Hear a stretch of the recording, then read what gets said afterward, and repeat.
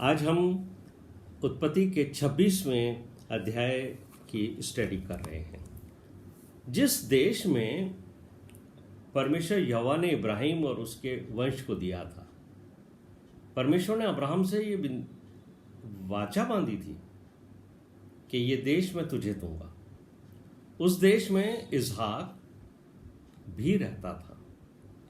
और जैसे उस जमाने में जब अब्राहम था, अकाल पड़ा था, वैसे ही इसहाक के समय में भी यहां पर अकाल पड़ा है। अब बड़ी बात सोचने की है कि परमेश्वर ने अब्राहम को और किसी भी स्थान पर जाने के लिए नहीं कहा था। जिस स्थान पर तुझे मैंने बसाया है वहीं रहना। लेकिन अब्राहम ने गलती करी थी कि वो मिस्र देश को चला गया था।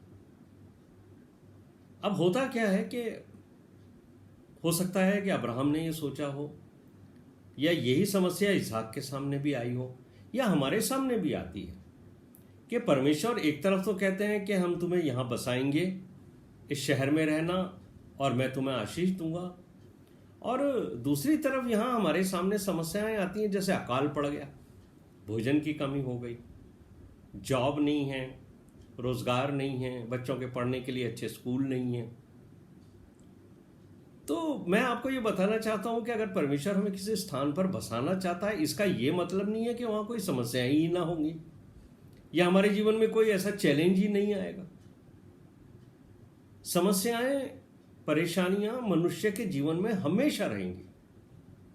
चाहे आप परमेश्वर के प्रिय जन हो, परमेश्वर के भक्त हो, समस्याएं आपके जीवन में हमेशा रहेंगी। और यह हमने देखा है कि पुराने नियम में भविष्य वक्ताओं के जीवन में बहुत समस्याएं थी, बड़ी परेशानियां उनको देखनी पड़ती थी। और अब्राहम ने भी बहुत सारी परेशानियां देखी, इसहाक ने भी परेशानियां देखी। और जैसे उत्पत्ति के 12वें अध्याय के 10वें पद में लिखा हुआ है कि जहां अब्राहम रहता था वहां अकाल पड़ा। जैसे जहां इसहाक रहता था उन दिनों में, वहां पर फिर अकाल पड़ा। तो इसहाक गरार चला गया और राजा वहां का उस समय अबीमेलेक था, उसके पास पहुंचा और गरार में वो रहने लगा। जहां आपको ध्यान होगा, अब्राहम भी एक बार गरार में जाकर रहा था और वहां पर भी उस समय राजा अबीमेलेक था। तो ये जो अबीमेलेक वर्ड इस्तेमाल किया जाता है, ये एक पदवी के टाइप से होता था। तो उस समय जो अबीमेलेक थे, हो सकता है कि ये जो इसहाक के समय अबीमेलेक है उसके पिता हों। ये चलता रहता था उस जमाने में। तो जब अब्राहम वहां गए थे तभी अबीमेलेक राजा थे, और इसहाक जब वहां गए हैं गरार में तभी अबीमेलेक राजा हैं। तो परमेश्वर ने इसहाक से कहा कि तू भी मिस्र मत जाना, जो देश मैंने तेरे लिए रखा है, क्योंकि तू तो प्रॉमिस चाइल्ड है, वादे के संतान। तो मैं तो तुझे प्रॉमिस लैंड में ही रखूंगा। जिस भूमि का वायदा मैंने किया है अब्राहम से कि मैं तेरे वंश को दूंगा, उसी भूमि में मैं तुझे रखूंगा। तू कहीं मत जाना, मैं तुझे और तेरे वंश को उस देश में बसाए रहूंगा जो मैंने तेरे पिता अब्राहम को दी थी। जो प्रॉमिस मैंने अब्राहम से किए थे उसको मैं निभाऊंगा। और हम देखते हैं जेनेसिस चैप्टर 13 के अंदर 14 और 15 पद में, उत्पत्ति का 13वां अध्याय 14 और 15 में, यहाँ जो प्रॉमिस अब्राहम से किए गए थे परमेश्वर ने, वो 3 मुख्य बिंदु थे उसमें। पहली बात थी जमीन। परमेश्वर ने उसको दिखाया था कि देख, तू जहां तक देखता है ना, वहां तक की जितनी जमीन है वो मैं तुझे दूंगा, यानी ऑल दिस लैंड। फिर तेरा वंश जो है वो तारों के समान होगा। जब उसने अब्राहम को ऊपर दिखाया था कि देख, जरा ऊपर आकाश में देख, कितने तारे हैं, क्या तू गिन सकता है? नहीं गिन सकता ना। इतने ही तेरे बच्चे भी होंगे, तेरे वंश होगा। तो एक तरह से इतना बड़ा वंश होगा जो एक पूरा देश बन जाएगा। तो जो आशीष अब्राहम को परमेश्वर ने दी थी, वो बाद में इसराइल जाति के रूप में बढ़कर इसराइल एक देश बन गया। और तीसरा जो उन्होंने अब्राहम को आशीष दी थी परमेश्वर ने, वो तीसरी आशीष थी कि तेरे द्वारा दूसरी अन्य जातियां भी आशीष पाएंगी। तो हम जो अन्य जाति के लोग हैं उनको भी जो आशीष मिलती है वो परमेश्वर की उस वाचा और उस ब्लेसिंग को जो उसने अब्राहम को दी थी, कि हम लोग जो उसके शरीर से तो पैदा नहीं हुए, हम यहूदी तो नहीं हैं, लेकिन हमें परमेश्वर ने अब्राहम के द्वारा, जैसे अब्राहम भी विश्वासी था, उसने परमेश्वर पर विश्वास किया, यदि हम भी परमेश्वर पर विश्वास करेंगे तो हम विश्वास के कारण अब्राहम की संतान कहलाएंगे। तो परमेश्वर ने इसाक से कहा, क्योंकि तेरे पिता अब्राहम ने मेरे साथ की गई वाचा को निभाया है। अब देखिए यहाँ पर 26वें अध्याय के अंदर परमेश्वर की, जैसे पहले अब्राहम से बात होती थी, यहाँ इसाक से भी बात हो रही है। और इसाक से परमेश्वर क्या कह रहे हैं कि तेरे पिता अब्राहम ने मेरे साथ की गई वाचा को निभाया। हालांकि जब आप बाइबल पढ़ते हो तो आपको लगता होगा कि कई बार जो है अब्राहम जो थे वो क्योंकि वो एक साधारण मनुष्य थे ना, अब्राहम भी हमारे जैसे थे, तो कई बातों में वो बेचारे जो हैं वो परमेश्वर ने जो उनसे कहता था उस पर वो यकीन नहीं कर पाते थे। कई बार वो अपनी इच्छा के अनुसार भी कुछ गलतियां उन्होंने की, जैसे परमेश्वर ने उनको मिस्र में जाने को मना किया था, लेकिन फिर भी मिस्र में चले गए, बोले वहाँ पर मेरे को भोजन मिल जाएगा, और कई समस्याएं फिर उनके जीवन में आ गई। तो हम ये देखते हैं कि जब भी मनुष्य ने परमेश्वर की इच्छा के विपरीत काम किए हैं तो ज़्यादा समस्याओं में पड़ गया वो। अब्राहम भी बहुत समस्याओं में पड़ा, जबकि परमेश्वर जब उसको लेके आए थे तो परमेश्वर ने कहा था भाई मैं तुझे, तेरे परिवार को संभालूंगा। तो उसको ये भरोसा होना चाहिए, विश्वास होना चाहिए कि अकाल बढ़े ही आ रहा है, ये एक परीक्षा है मेरे विश्वास की, मैं ये स्थान ना छोड़ूं जिस स्थान पर परमेश्वर ने मुझे बसाया है, इस अकाल में भी परमेश्वर मुझे संभालेगा। तो यहाँ हम देखते हैं कि गलती उससे हुई है, क्योंकि वो एक साधारण मनुष्य था। लेकिन फिर भी हम एक बात को देखते हैं कि अब्राहम ने, जो परमेश्वर ने इस बात को इसहाक से कहा है उत्पत्ति के 26वें अध्याय के 5वें पद में, क्योंकि अब्राहम ने मेरी मानी और जो मैंने उसे सौंपा था उसको और मेरी आज्ञाओं, विधियों और व्यवस्थाओं का पालन किया है। तो परमेश्वर ने अब्राहम की आज्ञाकारिता को रिकॉग्नाइज किया। उसने देखा कि ये जो अब्राहम है उसने बहुत मेरी आज्ञाकारी, और सबसे बड़ी आज्ञा उसने क्या मानी थी कि इसहाक को तू बलि करना मेरे लिए, और वो बगैर किसी शक के, बगैर किसी शुभा के, बगैर किसी बात को सोचे अपने बेटे को बलिदान करने के लिए चला था।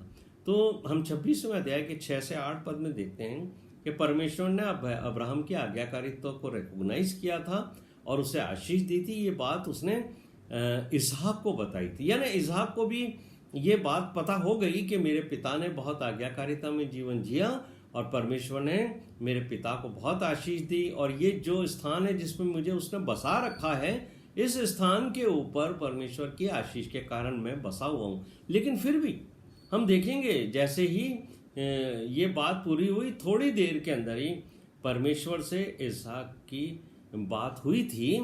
फिर भी हम पढ़ते हैं कि वहाँ एक ज़बरदस्त परीक्षा इसहाक की हो गई, और क्या हो गई कि जो उसके शरीर की छिपी हुई मनुष्य के जो पाप होते हैं वो शरीर में छिपे होते हैं, उससे शैतान हमें परीक्षाओं में लाता है और गिरा देता है। और क्या परीक्षा हुई कि मेरी जो पत्नी है, जिसके लिए बाइबल में भी लिखा है कि रिबका परम सुंदरी थी, बहुत ही सुंदर थी, और जब सुंदर स्त्रियों को वहाँ निवासियों ने देखा रिबका को कि बहुत सुंदर है, तो उसके बारे में पूछा ये कौन है। तो बाइबल में लिखा है कि वो डर गया। कौन? इसहाक। बोले उसने सोचा अगर मैं ये कहूँ ये मेरी पत्नी है तो लोग इस परम सुंदरी के कारण मुझे मार डालेंगे। उस समय में क्या होता था कि जो सुंदर स्त्रियां होती थीं, पुरुष लोग उनकी बहुत चाहत करते थे, और जो राजा लोग होते थे वो भी अपना एक हरम रखते थे, उसमें सुंदर स्त्रियों को शामिल कर लेते थे। तो जैसे ही उनको पता होता कि हमारे देश में या बाहर से कोई सुंदरी आई हुई है, तो राजा उसको अपने महल में बुलाकर या तो उससे विवाह करके उसे अपनी पत्नी बना लेता था, या उसको अपने दासी बना लेता था, या उनको जो है अपने हरम में रख लेता था जहाँ पर रानी की बहुत सारी सेवकाएं रहा करती थी। तो ये सोचकर कि इसकी सुंदरता के कारण कहीं ऐसा ना हो कि मेरे को मरना पड़े, इसहाक ने कह दिया कि भाई ये तो मेरी बहन है। अब हम ये बात देखते हैं कि परमेश्वर का दास पौलुस जो है वो हमें बहुत अच्छी सलाह देते हैं। पहला कुरिन्थियों 10वां अध्याय उसके 12वें पद में इसहाक कहते हैं, इसलिए जो समझता है कि मैं स्थिर हूँ, जैसे अब्राहम भी सोचता था कि मैं विश्वास में मजबूत हूँ, इसहाक भी सोचता था कि मैं विश्वास में मजबूत है, मैं और आप भी ये सोचते हैं कि हम तो विश्वास में बहुत मजबूत हैं। तो हमारे को पौलुस कहते हैं पहला कुरिन्थियों 10 अध्याय के 12वें पद में, इसलिए जो समझता है कि मैं स्थिर हूँ वो चौकस रहे कि कहीं गिरना पड़े। अभी इसहाक से परमेश्वर बात कर रहे हैं कि मैं तुझे वही आशीषें दूंगा जिसका वादा मैंने तेरे पिता अब्राहम से किया है। और थोड़े ही समय के बाद जो है वो इसहाक परीक्षा में गिर गया। तो जो शरीर है हमारा वो निर्बल है, वो कमज़ोर है। और बाइबल जो है वो हमें ये कभी नहीं बताती कि आप जो विश्वासी हों, है ना, उनकी जो जेनरेशन्स हैं उनके ऊपर कोई कर्ज है। ये जो जेनरेशन कर्ज के बारे में कई बार प्रचारकों से आप सुनते हो कि ये कर्ज तो हमारे पर वंशागुत है, भाई वंश दर वंश ये कर्ज हमें मिलता है। नहीं, क्योंकि आपने यीशु मसीह पर विश्वास किया है, इसलिए उस वंश से जिससे आप पैदा हुए हो, परमेश्वर ने आपको वहां से काट कर परमेश्वर की निज प्रजा के अंदर रोप दिया।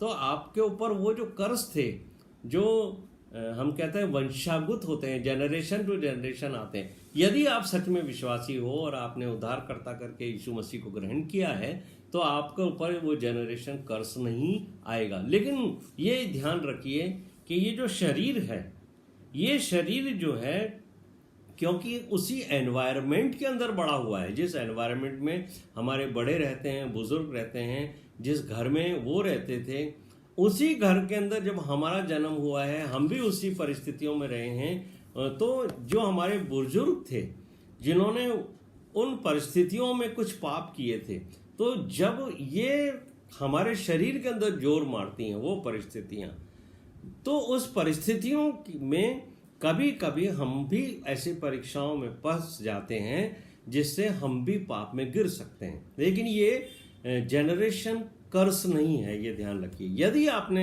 सच्चे मन से प्रभु यीशु मसीह को स्वीकार कर लिया है, तो प्रभु आपको उस वंश निकाल करके अब्राहम के वंश के अंदर लेकर के आपको एक विश्वासी वंशज बनाता है। लेकिन एक दिन जब इसहाक और रिबका, जो पति पत्नी के बीच में शारीरिक संबंध होते हैं, विवाह के उपरांत पति पत्नी बड़े इंटीमेट रिलेशनशिप में रहते हैं, शारीरिक संबंध उनके बनते हैं और उससे फिर संतान भी उत्पन्न होती है। तो इसहाक और रिबका जो है वो क्रीड़ा कर रहे हैं, बाइबल में लिखा हुआ है, उनके बड़े इंटीमेट रिलेशनशिप है वहाँ। ये बात जो है अबीमेलेक ने खिड़की में से देखी, खिड़की में से उसने झांका और उसने क्या देखा कि इसहाक तो अपनी पत्नी के साथ क्रीड़ा कर रहा है, उसके साथ रिलेशनशिप में है। तब उसको लगा कि नहीं, ये तो इसकी पत्नी ही होनी चाहिए, इसकी बहन नहीं हो सकती। उसने फिर इसहाक को बुलाया, कहाँ पर? अपने महल में, और उससे उसने कहा कि भाई ये क्या बात है, मैं निश्चय कह सकता हूं कि ये तेरी पत्नी है, तेरी बहन नहीं है। तब इसहाक ने उससे कहा, हाँ ये मेरी पत्नी है। तो उसने कहा अबीमेलेक ने कि भाई ये क्या किया तूने हमारे साथ? क्योंकि जब लोगों को पता पड़ा कि ये तेरी बहन है, तो बहुत सारे पुरुष हैं जो सांसारिक हैं, उनके शरीर में कुछ अभिलाषाएं हो, शैतान उनसे पाप कराए, और तेरी पत्नी को कोई भी पकड़ के उसको रेप करे, उसके साथ कुकर्म करे, तो ऐसे तो हमें तूने और फंसा दिया।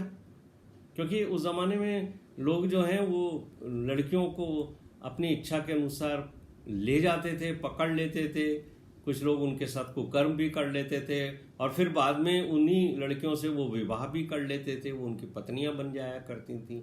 तो ये जो चीज़ें थी, वो पहले तो पाप करो फिर उसको पत्नी बना लो, ये कोई अच्छी परंपराएं नहीं थी, पर उन जमाने में चला करता था। तो उसने कहा कि ये तो परमेश्वर की नज़र में पाप हो जाता और परमेश्वर जो है वो इसका दंड हमें देते। तो यहाँ पर हम देखते हैं कि उसने उससे कहा कि भाई ये तूने गलत किया है। तो जब उसने पूछा कि क्यों ऐसा तूने किया है, तो इसहाक ने कहा कि मुझे लगता था कि कहीं ऐसा ना हो कि मेरी पत्नी की सुंदरता के कारण मेरे को लोग मार डालें। तब फिर अबीमेलेक ने वहाँ पर एक आज्ञा निकलवाई जो पूरे देश के अंदर उसने पहुँचाई, और वो 11वें पद में लिखी है कि जो कोई इस पुरुष यानी इसहाक को या उसकी पत्नी को छुएगा भी वो सच में मार डाला जाएगा। और अब आगे देखते हैं 12वें पद के अंदर कि इसहाक ने उस देश में खेती बाड़ी करी और परमेश्वर ने उसकी खेती के ऊपर बहुत आशीष दी। और जब परमेश्वर आशीष देता है तो वो बहुत कई गुना वो लौटाता है। हम देखते हैं कि इसहाक को परमेश्वर ने आशीष दी कि उसकी खेती पर इतनी आशीष हुई कि 100 गुना से भी ज़्यादा उसको जो है वो धन उपलब्ध हुआ और वो बहुत धनी हो गया। अब इसहाक ने मेहनत की, मेहनत पर आशीष परमेश्वर ने दी। इसहाक ये सोच के नहीं बैठा रह गया कि मेरे पिता अब्राहम को परमेश्वर ने कहा है कि मैं तुझे बहुत आशीष दूंगा तो अब मुझे कुछ करने की ज़रूरत ही नहीं है। भाई परमेश्वर ने वादा किया है कि मैं तेरे को आशीष दूंगा, तो अब मैं क्या करूं, मुझे कुछ करने की ज़रूरत नहीं है, मैं तो आराम करूंगा, बस परमेश्वर आशीष देगा और मैं खाता रहूंगा। नहीं, इसहाक ने बहुत मेहनत करी, और जब उसने बहुत मेहनत करी तो परमेश्वर ने उसकी मेहनत को आशीष दी। और इसहाक की जो है वो गरार में अबीमेलेक के देश में संपत्ति बढ़ने लगी। अब जब भी संपत्ति बढ़ने लगती है ना तो एक समस्या आ जाती है इस संसार में। आपके सामने भी आई होगी, इसहाक के सामने भी आई। क्या आई कि उसके जो हैं वो शत्रु बढ़ने लगे।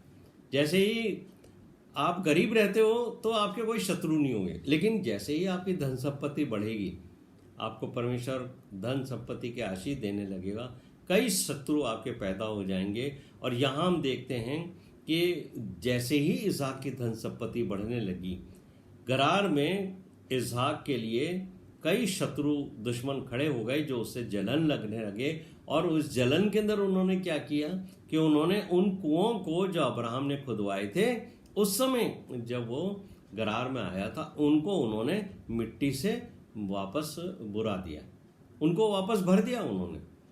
क्या?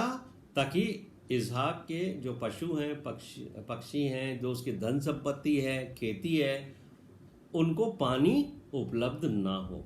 और हम यहाँ पर देखते हैं कि जो बाद में इसहाक ने क्या किया कि नए कुएं खुदवाए। ठीक है भाई, इसहाक तो किसी से झगड़ा नहीं करना चाहता था। उसने अपने दास लोगों से कहा कि भाई परमेश्वर पे विश्वास रखो, वो हमारी सुधि जरूर लेगा। तो हम ऐसा करते हैं कि नए कुएं खोदते हैं। तो जो नए कुएं खोदे, उन्होंने उन फलिस्तीनियों ने क्या किया कि उनको भी बुरवा दिया। अब ये तो एक बड़ी समस्या होती गई। पहली बात तो है कि जो बूर दिए गए थे उनको इसहाक ने खुदवाया और उनके वही नाम रखे जो उसके पिता अब्राहम ने रखे थे, और नए कुएं भी खुदाए।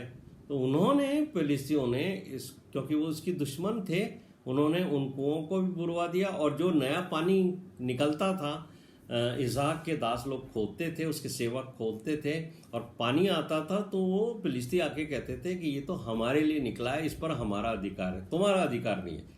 आप देखिए कि किस तरीके से शत्रुता बढ़ने के बाद उसको सताने लगे थे। तो इसहाक के दास कुएं खोदते और उनके ऊपर जब अच्छा जल निकलता गरार के अंदर, तो ये चरवाहे आते और उनसे झगड़ा करके और उनको कब्जा कर लेते।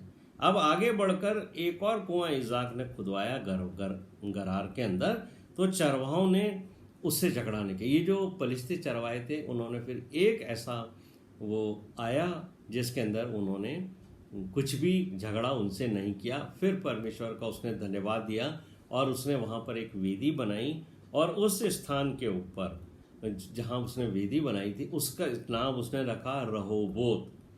अब तो यहोवा ने हमारे लिए बहुत स्थान दिया है और हम इस देश में फूलेंगे और फलेंगे। यानी रहोबोत का मतलब उसने इसहाक ने कहा कि परमेश्वर ने हमारे को बहुत स्थान दिया है और बहुत आशीष दी है। अब हम स्थान के ऊपर रहेंगे, बसेंगे, फूलेंगे, फलेंगे। और जब इसहाक बरशेबा को चला गया, वहाँ से फिर निकल कर वो बरशेबा को आ गया, और उसी दिन रात को यहोवा ने उसे दर्शन दिया, और फिर वहाँ पर उसने एक वेदी बनाई और यहोवा से उसने प्रार्थना करी।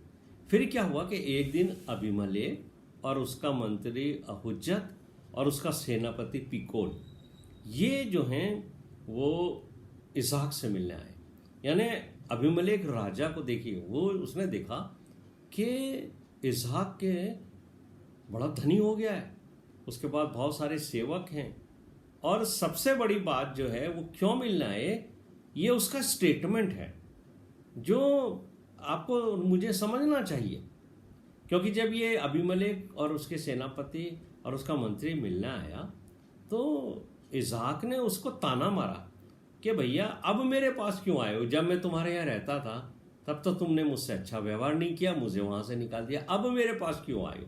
तो उन्होंने जो स्टेटमेंट दिया है वो 28वें पद में है, उसको आप पढ़ोगे तो आपको लगेगा सच में परमेश्वर की ब्लेसिंग, परमेश्वर की आशीष जो है वो जो इसहाक को मिली थी वो राजा अबीमेलेक ने, उसके मंत्री ने, उसके सेनापति ने भी फील करी, महसूस करी। तो वो क्या कहता है 28वें पद में, अबीमेलेक की विटनेस को देखिए, वो कहता है कि हमने प्रत्यक्ष देखा है कि यहोवा तेरे साथ रहता है। यानी परमेश्वर की उपस्थिति निरंतर तेरे साथ बनी रहती है, जहां तू हाथ डालता है वहां आशीष आशीष आती है। तो वो ये कहने लगा कि हम इसलिए आए हैं कि हम आपस के अंदर एक दूसरे से वाचा बांधें। और किस बात की वाचा बांधें? इस बात की वाचा बांधें कि हम एक दूसरे का बुरा आप कभी नहीं करेंगे। चलो, तू हमारे देश में रहा, कुछ फलिस्तियों ने तेरे साथ तेरे को परेशान किया, तेरे को जो है तेरे कुओं को बूर दिया, तेरे दासों को, तेरे चरवाहों को परेशान किया, लेकिन अब हम वाचा बांधते हैं कि हम एक दूसरे के साथ अब कोई भी बुरा व्यवहार नहीं करेंगे। तब इसहाक ने उनको भोजन कराया और रात्रि को इसहाक ने अपने ही घर में उनको विश्राम दिया। और हम बाइबल में पढ़ते हैं कि सुबह उठकर इन्होंने ये वाचा बांधी, इसहाक ने और अबीमेलेक ने। उसके बाद इसहाक ने उनको विदा किया, और बाइबल कहती है कि वे कुशल क्षेम से उसके यानी इसहाक के पास से चले गए। ये परमेश्वर का वचन है, और इसके अध्ययन करने से मुझे और आपको परमेश्वर बहुत आशीष दे। आमीन।